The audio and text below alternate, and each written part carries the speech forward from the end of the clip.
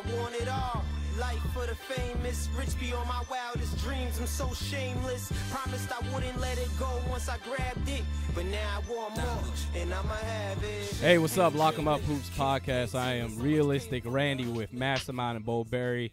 BoldBarry, MasterMin, those guys, they're out in Boston. I'm out in the Bay Area as it's quiet right now. It's quiet as hell. People are crying as the Golden State Warriors, the beloved child out here of the Bay Area, is facing elimination in Game 5 at the Oracle Arena on Friday.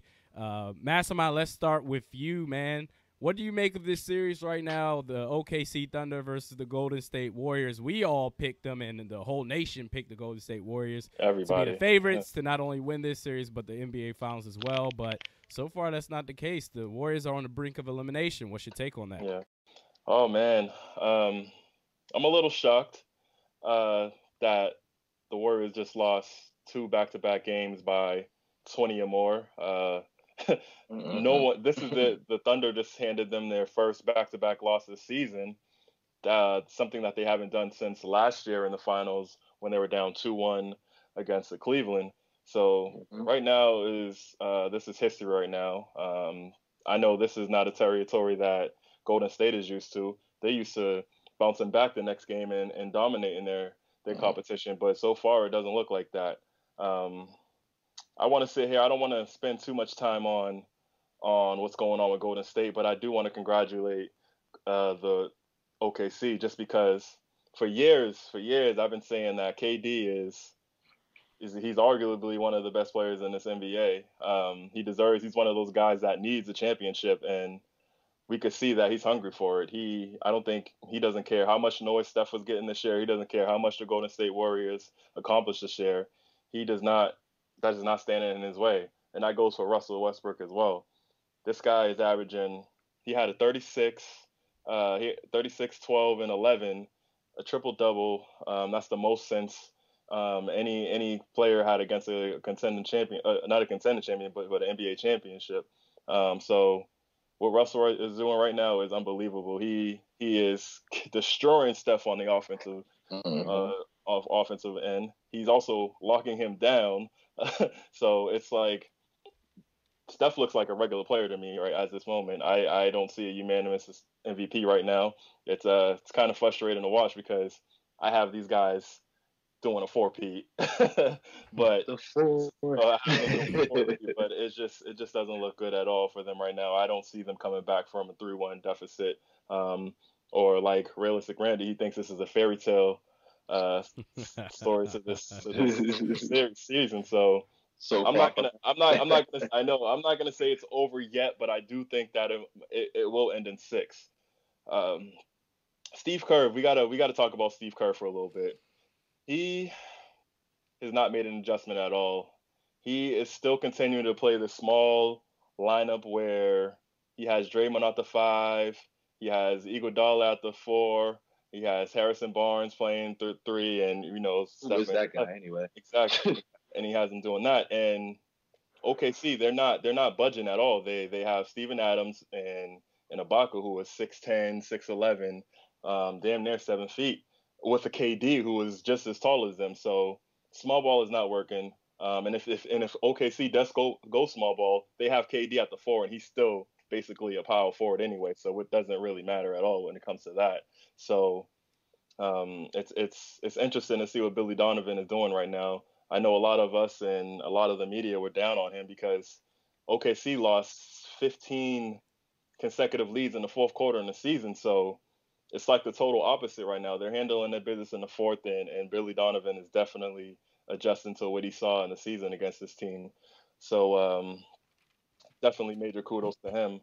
I'm wondering if Steve Kerr will stop the small ball because Draymond clearly cannot deal with those trees down there. He is playing terrible. He's had in Game 3 he had a minus 43 plus minus, and in Game 4 a minus 30. So that's 73 in 2 games. That's terrible. That's awful. That's not the top 10 player I've been screaming all year. So I have to. He doesn't deserve a pass at all this year or this series. And I already talked about Steph. He had 19 points yesterday. He missed his first 10 shots He missed his first 10 shots. He missed 5 uncontested 3-pointers yesterday. That's not Steph Curry. I'm sorry. If he's technically hurt, how hurt are you if you're missing uncontested shots? We've seen what he was doing. He came back. Exactly. We've seen that. I don't want to hear anything about him being hurt. He came back. He screamed. He did the wiggle. He did his famous wiggle. I have the GIF on my phone. He does it all the time. So I don't want to hear any of that. So that has to stop right now. That has to stop, because if we're going to sit here and praise him for having 40 points and 40 points against his comeback against Portland, and he had 17 points in the OT against Portland, we got to sit here and he has to take this criticism that he's going to deserve, that he desperately deserves today, tomorrow, if they do win. Until next season. If they do come back, at least he has to make it up at least 1 or 2 games, because this is not what MVP do. And also, we got to stop the Jordan comparisons too. This is something that Michael Jordan would never do. This is something Kobe wouldn't do. I'm sorry, LeBron hasn't even done this right here. So I'm sorry, it might seem kind of harsh, but Steph got to step it up. LeBron did it in the finals. Yeah, I would disagree with LeBron in a couple instances. I understand, but at least he got to the finals. He still got to the finals, though. He's not. But that was after not 1, not 2, not 3, not 4, not 5. He did a lot. Yeah, I remember there was a lot. There was a lot going on with that. He still got to the finals, though. You know what I'm saying? And then a lot of people can go back to last year that they didn't face anybody. They faced all hurt players. Are you doing that? So you're doing that now? I'm gonna do it. Look at what's happening. They have a healthy team. What's going on right now? Oh. They didn't play anyone last year. They finally are playing a team this year, and look what's going on. They're playing the better team right now. This is not football where it's one game, it's a fluke. They played 4 games so far, and they've gotten beat really bad 2 games. So I'm sorry, this is unacceptable. If we're gonna sit here and always bash other teams, and I know Golden State and Steve Kerr, Steph is the golden boys of the league, but they gotta get this criticism right here. This is unacceptable. What's going on? Best team that has made history doing this.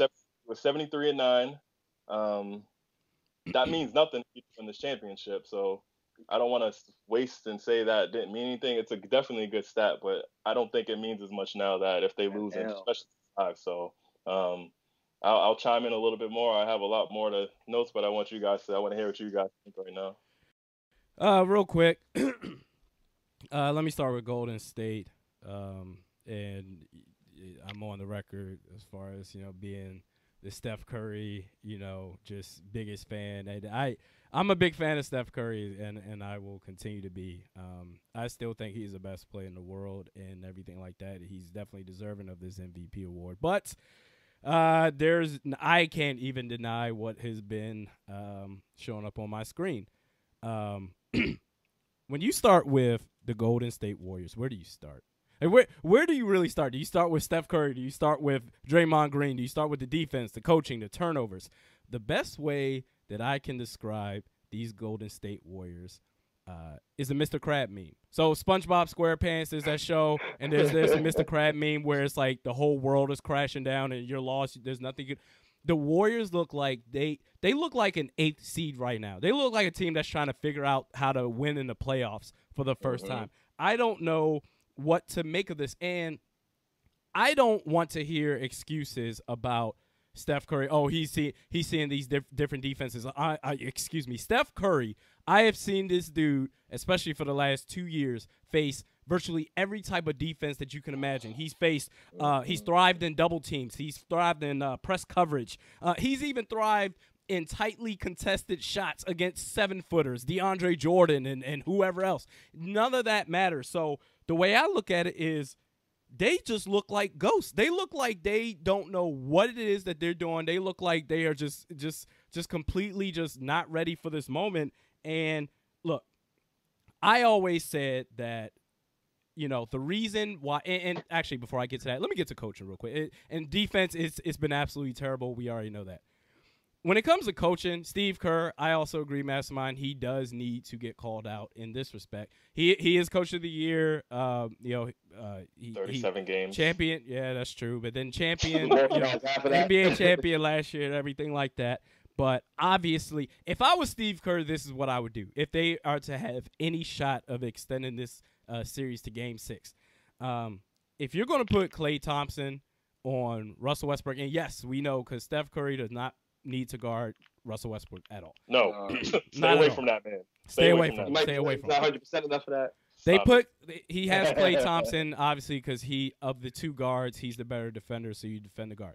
My whole thing is this. When it comes to the Oklahoma City Thunder, Kevin Durant and Russell Westbrook, they're going to do whatever the hell it is they want to do. The only thing is, with Russell Westbrook especially, if you have any shot of being able to get him to cause some late or costly turnovers, that's your best shot. Other than that, he's still going to get 25 or 30 points a game.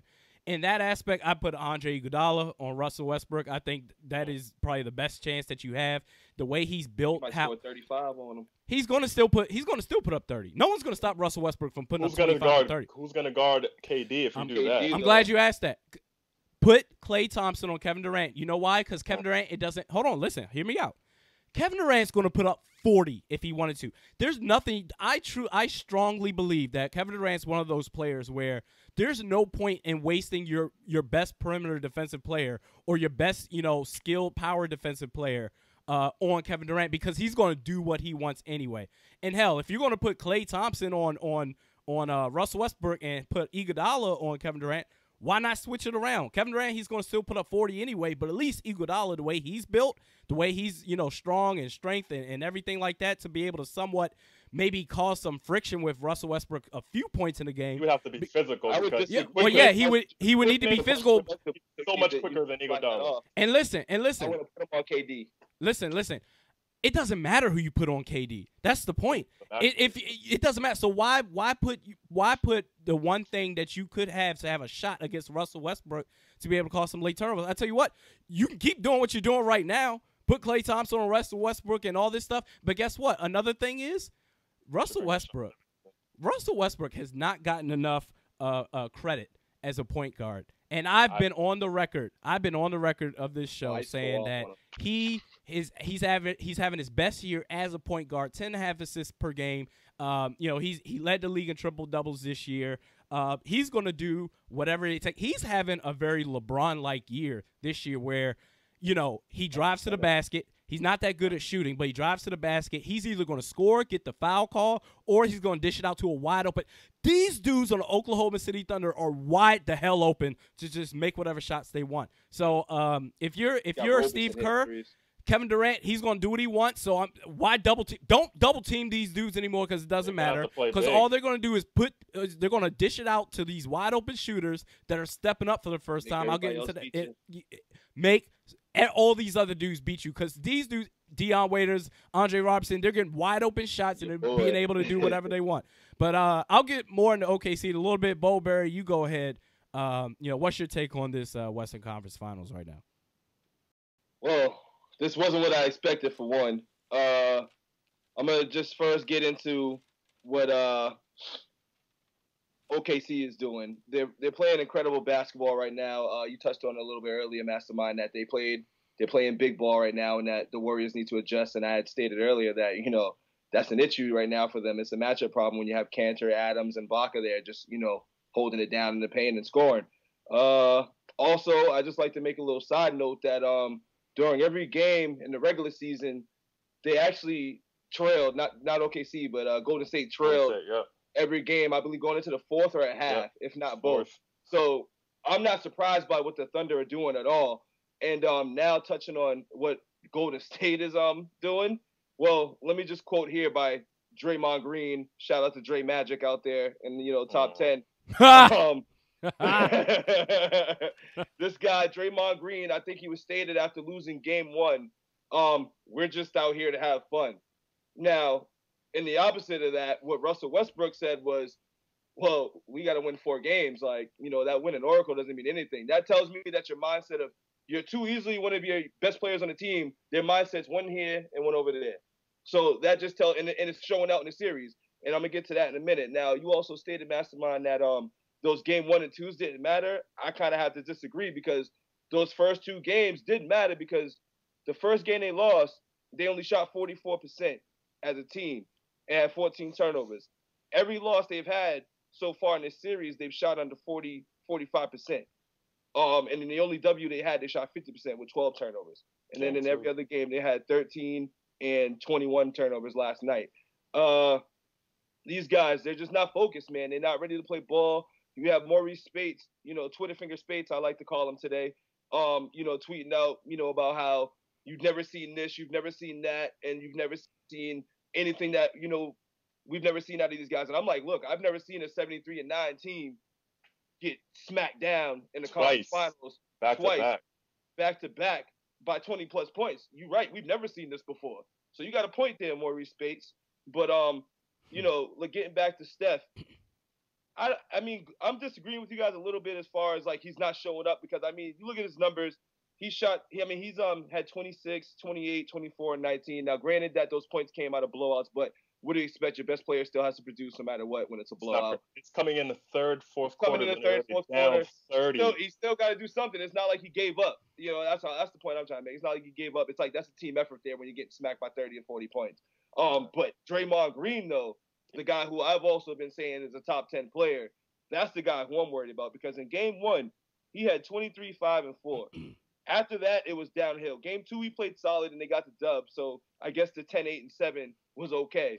But after that, 6, 4, and 3, 6, 11, and 2, that's just terrible. And then 1 of 9 and 1 of 7 shooting, that's shooting 11 and 14%. That's terrible. This is a guy who I've argued is top 10. People across the league argue top 10. Like, people are saying this guy is top 10, and it's kind of ridiculous that, he's not showing that right now. And that's just a bad series. I don't know what it may be, but that's besides the point. The Warriors, they need to get their focus back, man. They're out here just playing real lackadaisical. Like, they're throwing the ball away. Like, last night, I think I texted you guys, like, yo, I can't even watch this game anymore. Like, I think I might play 2K because these dudes literally just weren't playing smart. Like, I don't know what type of team I was watching last night. Like, Steph Curry, he's throwing the ball in the paint with, like, 4 or 5 guys down there. That's like, my thing. It just, like, I get what you're saying. Like, he showed up, but he didn't show up. He's just being a bonehead about it. And then, as far as, like, Draymond Green, I don't know. I just don't even know he's out there half the time. When I looked at his numbers, I was like, oh, he even did that? It just seemed irrelevant. He's out here he's too busy out here kicking people in their groin and stuff as opposed to, like, playing ball. So one thing that I haven't heard is that I think Steve Kerr is going to have to make that adjustment by just putting Draymond at the 4 because he's going up against Ibaka and Steven Adams. Like, that's probably taking away all his offensive energy, trying to battle and fight these dudes down low because let's be real. Steven Adams is a big boy. That's a big boy down there. Ibaka's a big boy. And you're dealing with KD as well. So those are some trees down there. So I think Steve Kerr is going to have to play for Zealy, Bogut a little bit more. Even Space. I know Space doesn't have the defensive presence as those other guys, but he's going to have to play bigger bodies because Russell Westbrook is attacking the rim. Anybody that Steph is guarding, they're going straight to the rim. So then they're gonna need to protection down low. So I'm interested to see what Steve Kerr will do for Game 5 because, listen, OKC's getting to the line. The free throw line has been a big problem for the Warriors. They haven't got to the free throw line as much as the OKC. Every time I turn my head and I look back at the screen, I see someone on OKC shooting free throws. So that's also winning them the games is rebounding, and going to the free throw line is what's winning these games for OKC. And turnovers, lackadaisical passes. So. And I'm on record saying that these guys, this series is over. I mean, history says, I think I even showed you guys something. It was like 9 out of like 100 and some like 200 or teams. something. Yeah, something ridiculous have only ever came back from this deficit. So this is over. Like, you might as well just wipe this series clean. They had a great season, great regular season, but it didn't mean anything. Do you, so go ahead. Let me say something real quick. I'm not going to make any prediction in this series, but I want to sit here and say, and look, Steph Curry and the Warriors, if any team's going to win 3 straight in the playoffs, it's them. That team. But it's that team. But the way they've been playing right now, the way that and look, let me talk let's talk some Thunder. Let's give them some credit real quick. When it comes to Kevin Durant and Russell Westbrook and the Oklahoma City Thunder, what have I always said about this team? And look, for everyone out here that's like, oh, Russell Westbrook, he's establishing himself as, excuse me, He has been this way forever, and that's a compliment. What I'm saying. So everybody say, "Oh my God, oh we're witnessing greatness." What are you talking about? He's been this way forever. I've always said about this Thunder team that if their role players, all players outside of Kevin Durant and Russell Westbrook, if they step up, this Thunder team will be far and away better than what we already see them as. And guess what? Guess what? Because far too often have we seen, and look. No matter what games they're playing, no matter what playoff, opponent they have, Kevin Durant, Russell Westbrook, they're going to combine. They're going to be responsible for 80 points that they score every single game, whether it's points or assists, right? Now, if we talk about the role players, far too often have we seen them combine for, 60 points total, and the role players just won't step up. If Dion Waiters had been playing like he's been playing these playoffs all season long, he'd be a contender for Sixth Man of the Year or Most Improved Player of the Year. Far too often have we seen them not show up. And then in games 4, Ibaka, 17 points, 7 for 11, 7 boards, 2 blocks. Andre Robertson, 17 points, 7 of 12, shooting, 12 boards, 3 assists, 5 steals, 2 blocks, 0 turnovers. Dion Waiters even pitched in with 10 points. Game 3, Ibaka, 14 points, 8 boards, 2 blocks, 2 steals. Robertson, 13 points, 6 boards, 1 assist, 1 steal. Even Dion Waiters, again, chipped in with 13 points, 3 boards, 3 assists. They're basically those 3 players every single game. They're putting up 40 a game combined with those 3. So if Russell Westbrook and Kevin Durant, I know I'm going to get, 60 points, and they're going to be responsible for the assists and everything like that, so 80 points. If the role players can pitch in 35, 40 points a game, then there's nothing that can stop this team except the Golden State Warriors if they play up to their standard, which they haven't been doing so far. Nope. And Russell, Russell, he's always been a great player, but he's even better now because his vision is a lot better than what it was, because he led the league in assists this year, and he's also leading the playoffs in assists right now. So he can always get his shot. He knows that, but he's just picking his spots a little bit more now. So the game is just really flowing to him now. So he's becoming one of those guys where it's like, I feel bad for you if you're guarding him, especially with him and KD. Now, one question: do you really think KD's leaving now, though? No, hell no. They need to win, though. They need to win. They need to win. But here's my thing, though. Because hold on. If they I also have been stated saying that Russell was going to be the one that stops KD from getting the championship. Forever. And forever. For the past about 6 years, I've been screaming that for a while, and I'm changing that tune just based off what he's doing in the playoffs and just answering your question. No, he's not leaving because you're not getting anything better than that. Can't leave. I'm going to say this. Let me say this real quick. If they find some way to lose this series, he's leaving. He's leaving. So that's why I'm not going to answer that yet. If they get to the NBA Finals and lose, then it's like, okay, all right, got it. But if they find a way to lose this series, and this idea, Kevin Durant, we saw what you were able to do last year. Oh, hell no. You got to leave after that. At least I would think he would. They have to win in 5 games, too. They got to win this series in 5 for KD to really start being like, all right, I'll stay here, because they could lose in the finals, but if they even remotely have them come back to a 7, I don't know. Not another Russell Westbrook. This is the champ. This is the greatest team ever. This is the greatest team ever that you're dismantling, too. Yeah, but the thing is, but I always keep mentioning this, too. They can't let it go 7. Yeah, it can't let it go 7. And then, Mastermind, your point, you keep saying Russell Westbrook, there's not another player. We keep forgetting he's an unrestricted free agent after next season. So you have to trust that Russell Westbrook is going to stay. Yeah, true. You have to trust. He's staying with KD. If KD stays, that's what I'm saying. If KD stays, he has to. Okay. You're not gonna find that's a duo. You don't find too many Paul Pierces and Kevin Garnett's too often where they'll ride or die though. I can honestly say these two guys seem like they're old school, like their mentality. Russell has that Kobe mentality where he don't care about anybody. I know. That's my point. But that's my point. Like he's going to be an unrestricted free agent next year. And if you're Kevin, he's like, make my team that I got drafted by better. He's one of those type of guys. I think they can go. We'll leave it there. But anyway, we'll see. Game 5, Oracle Arena. It's been sad out here. Hopefully they can extend it. If not, hey, kudos to the Oklahoma City Thunder. They've been playing their asses off. I want it all. Life for the famous. Rich beyond my wildest dreams. I'm so shameless. Promised I wouldn't let it go once I grabbed it. But now I want more, and I'ma have it. Champagne dreaming, campaign teaming, so much.